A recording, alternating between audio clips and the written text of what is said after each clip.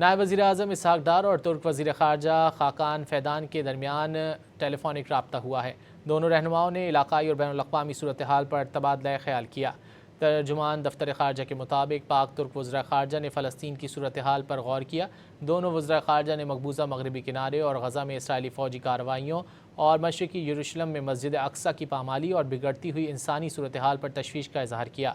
پاک ترک وزراء خارجہ نے پاکستان اور ترکی کی جانب سے فلسطینی عوام کے جائز حقوق کی غیر متزلزل حمایت کا اعادہ کیا۔ عرب اسلامی ممالک کا اجلاس طلب کیے جانے کے حوالے سے اردن کی تجویز پر بھی غور کیا گیا۔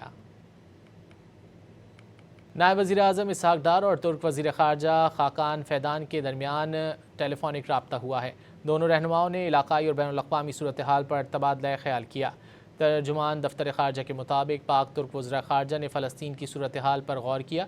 دونوں وزراء خارجہ نے مقبوضہ مغربی کنارے اور غزہ میں اسرائیلی فوجی کارروائیوں اور مشرقی یروشلم میں مسجد اقصیٰ کی پامالی اور بگڑتی ہوئی انسانی صورتحال پر تشویش کا اظہار کیا۔